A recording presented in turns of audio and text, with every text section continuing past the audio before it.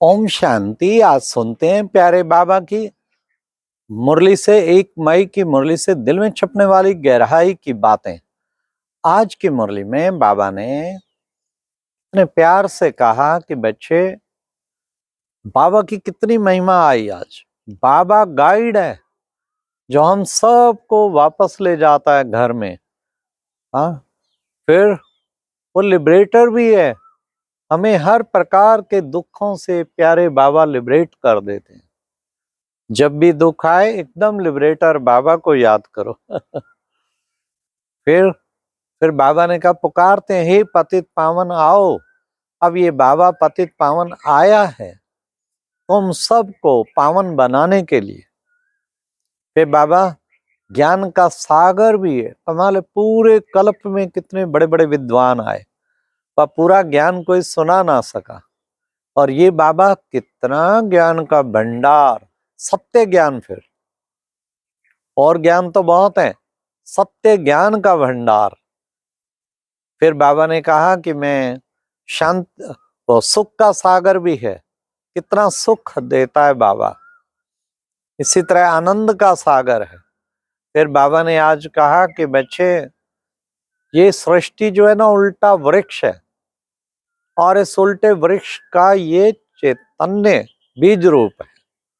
अब इसको बीज रूप कहते हैं। सारी सृष्टि की 800 करोड़ आत्माओं का बीज रूप, कितनी बड़ी बात है। तो बाबा कहते हैं मैं बीज रूप हूं। देखो बच्चे, मुझे कहते हैं ना सत्य चित्त आनंद स्वरूप। सत्य भी है और चित्त भी है और आनंद स्वरूप भी है। चित्त माना चैतन्य है, वास्तव में वो चैतन्य है। ये सारा सृष्टि रूपी झाड़ उसका बीज रूप है। फिर बाबा ने कहा आज की मुरली में कि बच्चे, आत्मा भाई भाई हैं।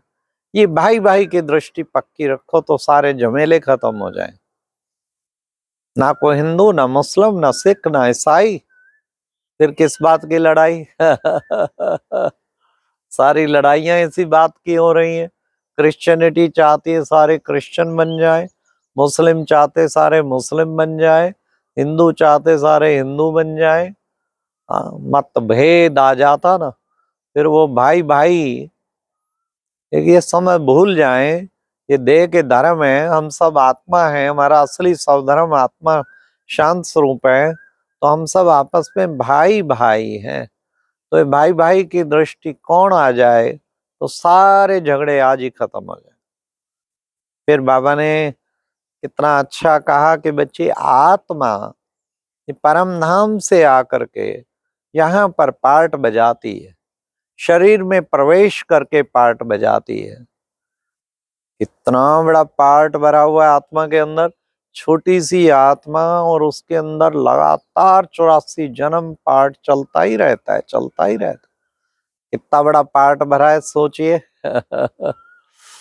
तो बाबा ने कहा कि बच्चे, इस आत्मा को रियलाइज करना है। छोटी सी बिंदी आत्मा, कितना चमकता हुआ तारा। किसी का 70 किलो, 80 किलो, 90 किलो, क्विंटल का शरीर। आत्मा सारा दिन ऑर्डर करती है, चल अब चल खाना खा, चल ये कर, जो संकल्प करती है। हाँ, ये दुम जो लटका हुआ है, हाँ, शरीर रूपी दुम, वो बिल्कुल वैसे ही फॉलो करता है। तो बाबा कहते बस यही स्वराज्य अधिकार है। खुद को आत्मा समझ के इस शरीर रूपी कर्मेंद्रियों को चलाओ, इससे स्वराज्य अधिकार मिलेगा। फिर बाबा ने आज कहा कि बच्चे, बाबा तो विशेष 5000 वर्ष के बाद आकर के इस शरीर में प्रविष्ट करके पार्ट बजाता है। ब्रह्मा तन में प्रविष्ट करके पार्ट बजा, परम धाम का रहने वाला आया देश पर आए, कितना दूर देश से आके तुम बच्चों को पढ़ाता है। वो बच्चे देखो, वो टीचर तो पढ़ाते हैं लेकिन वो यहीं से होते। ये रोज परम धाम से आके तुम बच्चों को पढ़ाता है। तुम कितने ना सौभाग्यशाली हो। ऐसे बाप की पढ़ाई तो कितने ध्यान से पढ़नी चाहिए, क्योंकि पढ़ाने वाला कितना दूर से आता है। फिर बाबा ने कहा कि बच्चे, तो ये बाप भी है क्योंकि तुम्हें वर्षा देता है बेहद का, टीचर भी है क्योंकि तुम्हें पढ़ाता भी है। इसलिए बच्चे दो बाप का परिचय सबको देना है, लेकिन दो बाप के परिचय के साथ साथ ये भी समझाना है क्या कि वो बाप भी है, सारी दुनिया को वर्षा देता, और टीचर भी है, और सतगुरु भी है, सदगति करता। उसी को कहते हैं सर्व का सदगति दाता। बाबा ने कहा कि बच्चे देखो, तुम कैसे आधा कल्प तुम दुख धाम में, आधा कल्प फिर सुख धाम में। हाँ, तो ये बच्चे कैसे आधा कल्प तुम ऊपर उठ जाते, सतयुग त्रेता में सदगति हो जाती, फिर दुर्गति माया कर देती। अब फिर बाबा आया है सदगति करने। इसलिए बाबा ने कहा प्रदर्शनी समझाते, म्यूजियम समझाते। बच्चे पहले पहले ये बाप का परिचय जरूर देना है, आत्मा का परिचय भी देना है और बाप का परिचय भी देना है, ये कभी भी भूलना नहीं है। परिचय रोज देना चाहिए। और बातें सुनाने लग जाते, मैनेजमेंट की बातें सुनाते और सुनाते, लेकिन बाप का परिचय देना भूल जाते, और वो सबसे मूल है। आत्मा का परिचय देवें और बाबा का परिचय देवें। फिर बाबा ने आज कहा कि बच्चे ये कलयुगी लोक लाज की मर्यादाओं को भूल, इनको छोड़ ईश्वरीय कुल की मर्यादाओं को धारण करना है। हाँ, और अशरीरी बन के अशरीरी बाप को याद करना है, क्योंकि मर्यादाएं कुल की लोक लाज आती है ना।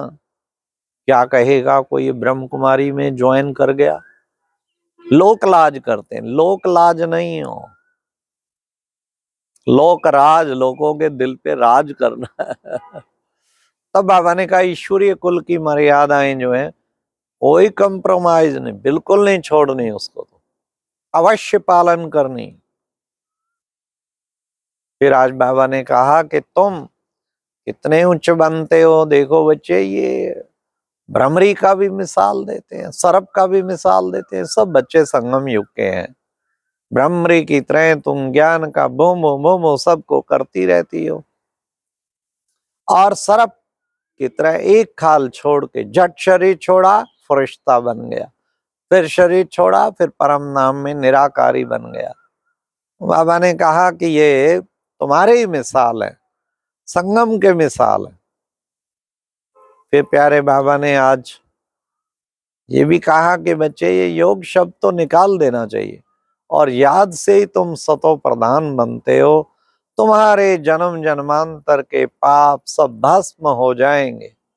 इसलिए बच्चे तुम्हें बड़े प्यार से बाप को याद करना है, भूलना नहीं है, क्योंकि वो बाबा आया है तुम्हें शांति धाम वापस ले जाने के लिए। और सतयुगी राजाओं की तो भाषा भी एक की अलग होगी। फिर बाबा ने कहा हद का वर्षा हद के बाप से, बेहद का वर्षा बेहद के बाप से। सारी आत्माओं को अपने बेहद के बाप से बेहद के वर्षा लेने का अधिकार है। तो बाबा ने कहा तुम बच्चे कितने भाग्यशाली बनते हो।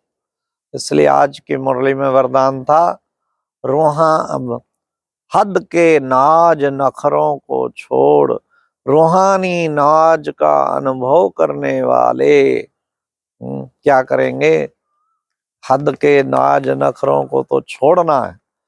और बाबा ने कहा फिर क्या करना है, तुम्हें विशेष रूहानी नाज नखरे, रूहानी नाज का अनुभव करने वाले, वो नखरे नहीं, वो तो नाज का अनुभव कर, प्रीत बुद्धि बाबा, प्रीत बुद्धि बनना है। हाँ, लागी ऐसी लगन मीरा हो गई मगन, वो तो हरि गीत घड़ी घड़ी गाने लगे। प्रीत बुद्धि विजयंती विपरीत बुद्धि विनश्यंती। फिर बाबा ने कहा बाप से, सेवा से और परिवार से अगर सच्चा प्यार है, मोहब्बत है, तो मेहनत खत्म हो जाएगी। मेहनत नहीं हो सकती, मेहनत से छूट जाएंगे। इसलिए बाबा ने कहा कि बाबा आया तुम्हें भक्ति का फल देने। क्या भक्ति का फल देता है? बाबा आया है भक्ति का फल देने, तुम्हें विश्व का मालिक बना देता है। अच्छा, ओम शांति। ये थी आज की मुरली से दिल में छपने वाली गहराई की बातें। ओम शांति।